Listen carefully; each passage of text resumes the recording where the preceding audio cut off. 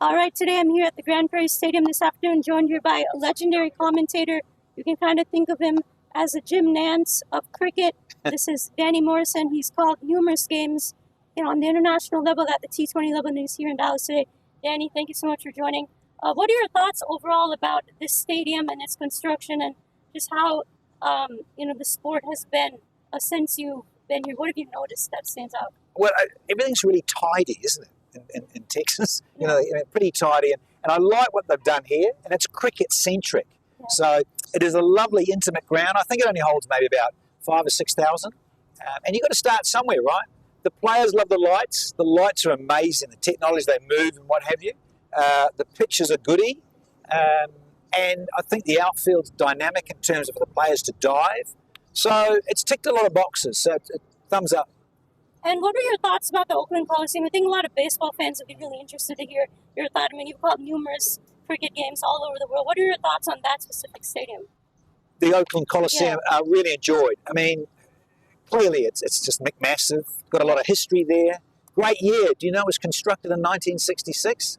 I was constructed in 1966. I popped out. So it had some great meaning in terms of when you go to a stadium that has history, it does mean a lot. And I think just the setup for us, seeing it, the boundaries, they were a decent size. People say, oh, it must be a tiny boundary. But a lot of international grounds were of that size. And Mav, I look at it and, the sixes that were being hit, they would have been sixes on any other ground because they're going miles into the crowd, right? Smashing it. So very impressed. And long may it continue. I believe they're going to try and keep playing season after season there with MLC.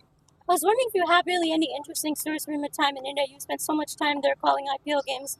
Is there anything that stands out to you, maybe a specific moment where you're calling the game with guys like, Ravi Shastri and, some of the big names there, just anything from India?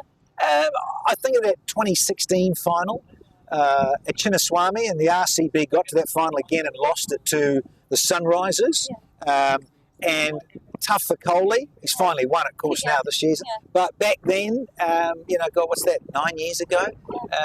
Good times, really good times. And, when you're there and it's a final and the crowd are up, that's amping. Other times, when it's hot and oppressive and tough, you think about Guwahati, you think being in the middle there in Nagpur years ago, doing stuff there.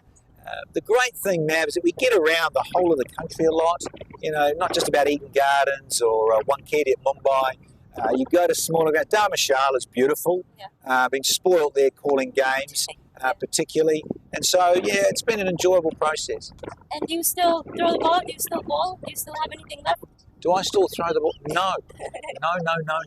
Well, I'll let you in a little secret for your YouTube channel. At IPL, I slipped in the bathroom, so I've just torn my knee a little. Oh, I see. And then I've been niggly in the shoulder, and you think, well, Morrison, you're a right arm, but the left arm, thrusting, and just getting old, right? Picking up things, suitcases, lifting.